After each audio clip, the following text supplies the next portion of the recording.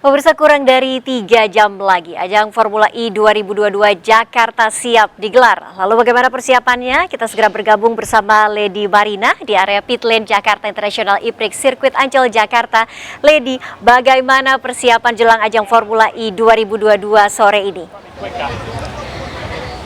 Ya, Lady dan ya Nawar dan juga pemirsa, dapat saya katakan pada Anda bahwa saat ini proses kualifikasi baru saja dilangsungkan dan ini artinya beberapa pebalap sudah mengamankan pole position mereka untuk memulai langsung nanti di grid. Di antaranya adalah Fern, yakni pebalap dari DS Cheetah yang mendapatkan pole position nomor 1, kemudian juga ada Antonio Felix da Costa yang mendapatkan pebalap nomor 2 pole position, dan juga ada Mitch Evans yang merupakan pebalap Jaguar dan mendapatkan pole position nomor 3. Di sini luar biasa antusiasmenya, beberapa orang sudah mulai berkeliling dan melakukan paddock tour, dan saat ini saya sudah bersama dengan pebalap yang mendapatkan posisi nomor 3 yakni Mitch Evans yang siap untuk berlaga sesaat lagi di Formula E Jakarta. Good afternoon, Mitch Evans. Good afternoon, how are you? How are you doing? I'm good, I'm hot. Hot and humid, but I'm good. I'm happy to be in Jakarta. All right, welcome to Jakarta then. It's been waiting for you. So we know that you just did the qualification and you already finished on the 3rd position. How do you feel to finally be in the Jakarta circuit for the very first time? Yeah, it's been a long time coming, but we're all very excited to be here in Indonesia. Yeah, to be 3rd today is so far so good. Obviously the race is yet to come, that's the hard part. So I think with this temperature and everything, for the battery, for the tires, for me it's going to be difficult. So so far the event's been really good. There's a lot of people coming out today, so hopefully we can put a good show on for the fans. And then you said that this is the very first time for all the racers having a race here in Jakarta. What do you find is the most challenging in this circuit? The heat. No, but there's a lot of tricky corners in this track. There's some high speed sections. They've done a good job of designing the track. It's good distance. Yeah, I'm enjoying it so far, but I think the race will be really difficult for us just to try and manage everything. But yeah, so far it's all good. Just trying to manage the tires is the hardest. All right then. Last questions. How confident you are to win this race, this Jakarta circuit? You got to be confident. You got to be super confident. Yeah, there's some very fast cars around me, so I have to be on my game. But look, I'm sure we will be hopefully in the fight towards the end of the race. But it's gonna be a tough one. But yeah, I'll give my best. Okay. We wish you all the luck for the best for this race in Jakarta. And again, good luck, Mitch Evans. Thank you very much for the interview. Dan pemirsa, baru saja kita melangsungkan interview dengan pebalap yang berhasil posisi nomor 3, pole position nomor 3 untuk nanti mereka akan memulai balapan di grid yakni di sirkuit Jakarta. Saya akan mengajak Anda untuk melihat lebih dekat seperti apa arena paddock yang nanti akan menjadi arena paling sibuk selama balapan Formula E. Anda bisa saksikan di layar kaca bahwa ini adalah mobil balapan yang digunakan oleh Mitch Evans dan berhasil untuk finish di posisi nomor 3. Mobil balap ini disebut dengan The Generation 2 dan berbeda dengan mobil balap Formula One. Walaupun sepintas bodinya nampak sama, tapi secara kinerja dan juga beberapa perangkatnya termasuk bodi dan sasis-sasisnya ini sangat berbeda dibandingkan dengan mobil Formula One. Lantas apa saja yang membedakan mobil The Generation 2 yang digunakan dalam Formula E dengan mobil balap Formula One? Berikut liputan selengkapnya untuk Anda.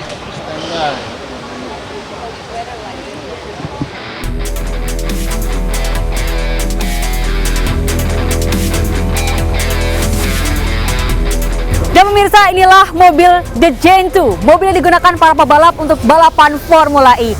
Sepintas kalau kita perhatikan, mobil ini memang sedikit mirip dengan mobil Formula One.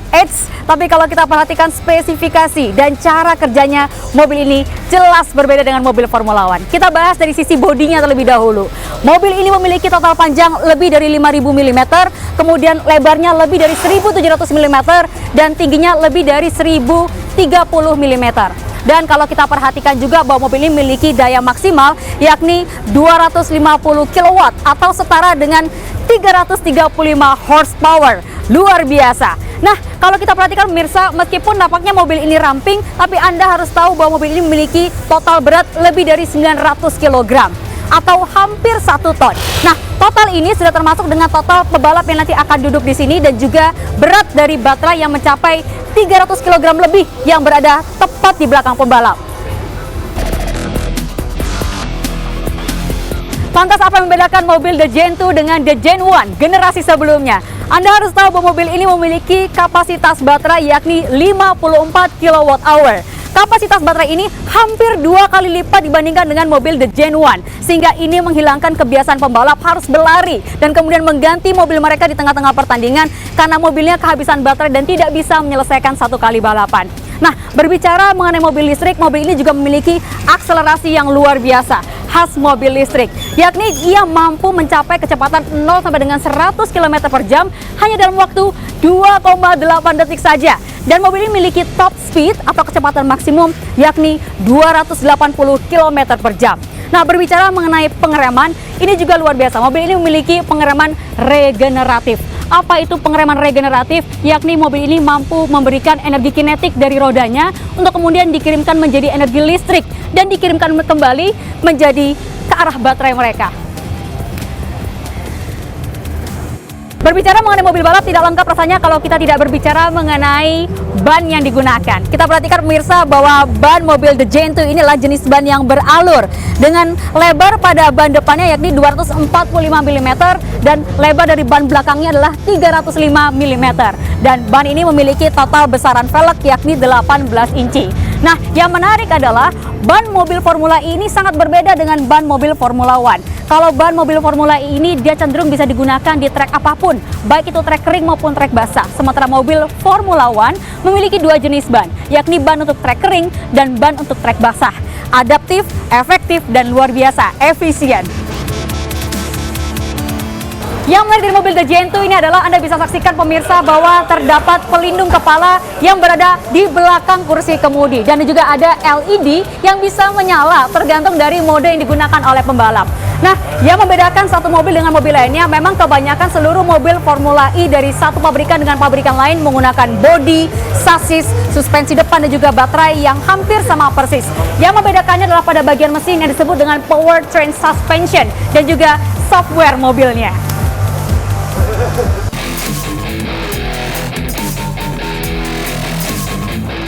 Dan pemirsa, tahun 2020-2021 menjadi pertama kalinya Formula E diangkat menjadi ajang World Championship atau sama bergengsinya dengan ajang Formula One. Namun memang kalau kita perhatikan mobil Formula E ini sangat berbeda dengan mobil Formula One. Kalau mobil Formula One hanya mengutamakan kecepatan atau performance-nya, namun mobil Formula E juga mengutamakan efisiensi dan keberlanjutan lingkungan sehingga merupakan olahraga yang zero emission. Dan pemirsa, pastikan Anda menyaksikan perhelatan Formula E yang ditayangkan sore hari nanti hanya di RCTI. Dari Jakarta, Lady Marina, Jamie Jasin, Sugi Cahyadi, dan Muhammad Khairuddin melaporkan.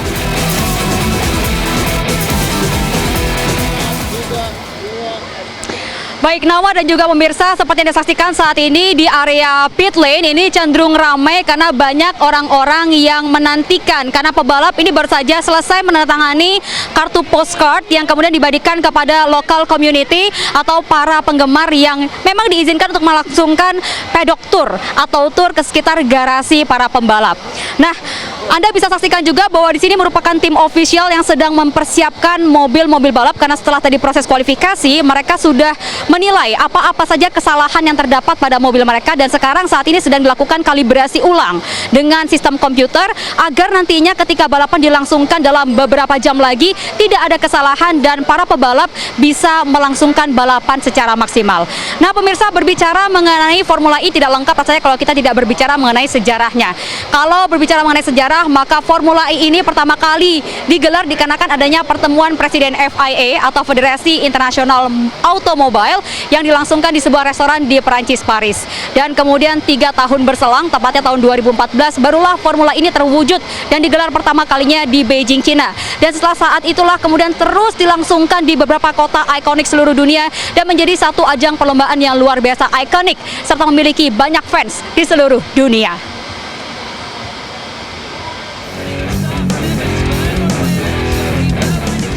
Balapan bergengsi tingkat dunia Formula E terlahir dari pertemuan Presiden FIA, Jean Todt dan pebisnis Spanyol Alejandro Agag di sebuah restoran di Paris, Prancis 3 Maret 2011. Mereka berdua memimpinkan sebuah perlombaan mobil listrik yang digelar di jalanan kota-kota ikonik di seluruh dunia. 3 tahun berselang, September 2014, balapan Formula E mengawali debutnya di Olympic Park, Beijing, Cina, yang diikuti oleh 10 tim. Kala itu Lucas Di Grassi dari Audi Sport ABT berhasil menyabet juara 1. Waktu itu insiden mengerikan di sirkuit melibatkan Nicolas Prost dari Renault Idemps yang memimpin balapan dan Nick Heidfeld dari Venturi. Dari sisi teknologi, pabrikan Formula E terus mengembangkan kemampuan, mulai dari desain motor, gearbox, dan juga tenaga. Generasi pertama Formula E 2014 hingga 2018 bisa dipacu hingga 225 km per jam. Sementara generasi kedua 2018 hingga 2022, mobil Formula E bisa melaju hingga 280 km per jam. Sedangkan untuk balapan di tahun 2022, mobil Formula E menggunakan generasi ketiga dengan top speed yang bisa mencapai 320 km per jam. Sejak digelar pertama tahun 2014, ajang Formula E hingga kini telah digelar sebanyak 8 musim. Dan kini Jakarta menjadi tuan rumah berlangsungnya seri ke-9 di musim 2022-2023 ajang balapan Formula E. Tim Liputan melaporkan.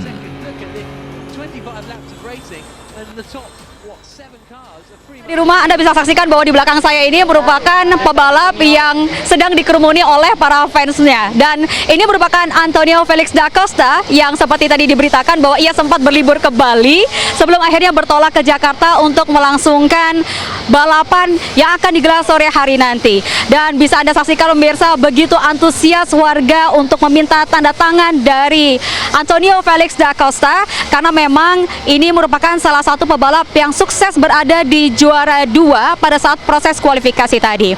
Nah, pemirsa, kalau kita berbicara mengenai Formula E, ini merupakan musim ke-8 Formula E digelar sejak tahun 2014 pertama kali dilangsungkan di Beijing, China. Dan tahun 2022 ini yakni Jakarta menjadi tuan rumah untuk pertama kalinya gelaran ajang World Championship, yakni gelaran balapan dunia yang bergengsi, yakni di seri ke-9 musim ini. Tidak hanya Jakarta, ada 3 kota lain di Asia yang juga turut meramaikan gelaran Formula E. Di antara adalah Arab Saudi, kemudian Indonesia, Jakarta, dan juga ada Seoul, Korea Selatan. Dan seperti apakah perhelatan tersebut digelar di kota-kota Asia? Berikut liputan selengkapnya untuk Anda.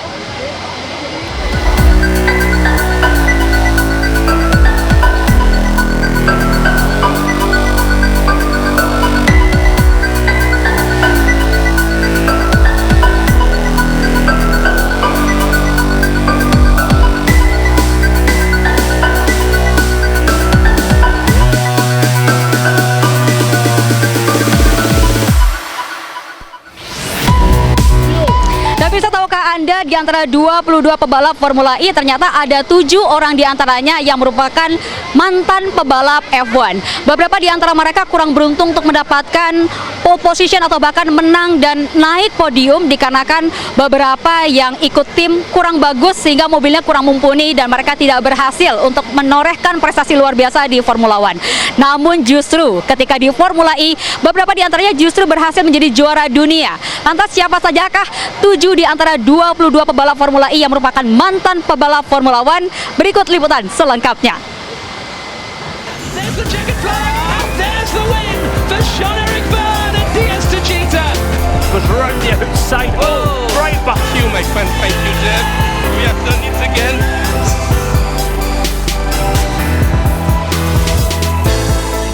Ajang balapan bergengsi kelas dunia Formula E siap digelar hari ini.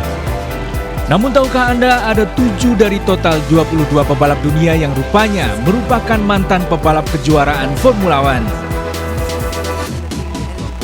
Di antaranya adalah Andre Lotterer. Andre pernah berada di kejuaraan Formula One pada 2014 membela Caterham, serta sebelumnya di tahun 2002 membela tim Jaguar. Andre Lotterer kini menjalani musim ketiganya di Formula E dan membela tim Porsche. Pembalap kedua adalah Pascal Wehrlein. Pascal Wehrlein merupakan rekan setim dari Andre Lotterer di Porsche dalam 3 musim terakhir. Sebelumnya ia sempat lebih dahulu bersama Mahindra selama 2 musim. Musim ini Pascal Wehrlein sukses meraih kemenangan pertamanya di Formula E, usai menjadi yang tercepat di Mexico City E-Prix. Hal itu juga yang membuat Porsche meraih posisi 1 dan 2. Wehrlein juga pernah menjadi rekan setim Rio Haryanto kala keduanya membela Manor Racing pada musim 2016. Kala itu, ia berhasil menyumbang 1 poin di GP Austria. Pebalap berikutnya adalah Lucas Di Grassi. Lucas Di Grassi hanya pernah berlaga 1 musim di Formula One, tepatnya pada 2010 dengan membela Virgin Racing. Mengemudikan mobil yang tampil kurang apik di lintasan jelas membuat Grassi kesulitan tampil baik. Alhasil ia tak sekalipun meraih poin, dan itu menjadi akhir karirnya di Formula One. Grassi kemudian melanjutkan petualangannya di ajang Formula E pada 2014-2015 dengan membela Audi.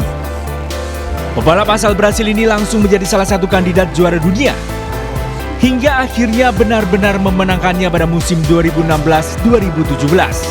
Musim ini Lucas Di Grassi berpindah ke tim Venturi Racing. Pebalap keempat yang pernah berlaga di Formula One adalah Sebastian Buemi. Sebastian Buemi punya pengalaman selama 3 musim di Formula One, sejak 2009 hingga 2011 dengan membela Toro Rosso. Namun ia kesulitan bersaing di papan atas dan lebih sering berkutat di barisan belakang. Total dalam 3 musim tersebut, ia hanya mengoleksi sebanyak 29 poin. Buemi kemudian mencoba ajang Formula E pada musim 2014-2015 dengan membela tim Renault. Tak butuh waktu lama, ia langsung menjadi juara dunia di musim keduanya. Selain itu, pebalap asal Swiss ini juga tercatat 3 kali meraih runner-up. Musim ini pun, ia masih berada di balik kemudi Renault. Berikutnya, Stoffel Vandoorne. Stoffel Vandoorne sempat menjadikan satu tim Fernando Alonso kala keduanya membela McLaren pada 2017 dan 2018. Sayang kala itu McLaren tengah dalam performa buruk usai Honda gagal membuat mesin yang kompetitif. Hal itu membuat mantan juara GP2 2015 ini tidak bisa unjuk gigi. Usai karirnya berakhir di Formula One, Vandoorne kemudian pindah ke Formula E dengan membela EGWE pada 2018 sebelum menjalani kerjasama dengan Mercedes semusim berselang. Vandoorne mampu menjadi runner-up pada 2019-2020 bersama tim Mercedes. Jean-Eric Vergne menjadi satu-satunya pebalap yang mampu 2 kali menjuarai Formula E, tepatnya pada musim 2017-2018 dan 2018-2019. Keduanya diraih saat membela Techeetah. Musim ini pun ia masih setia bersama tim asal Cina ini. Penampilan gemilangnya di Formula E jelas berbanding terbalik ketika masih di Formula One. 3 musim membela Toro Rosso, pembalap asal Prancis tersebut tidak pernah sekalipun meraih podium dan lebih sering finish di luar 10 besar. Pebalap terakhir yang pernah berlaga di Formula One dan kini berada di Formula E adalah Antonio Giovinazzi. Selama 3 musim penuh di Formula One, karir pebalap asal Italia tersebut juga tidak terlalu istimewa. Ia lebih sering finish di luar 10 besar dan bahkan kalah bersaing dengan Kimi Raikkonen yang sudah berusia di atas 40 tahun. Hal itulah yang membuatnya kehilangan kursi di Formula One.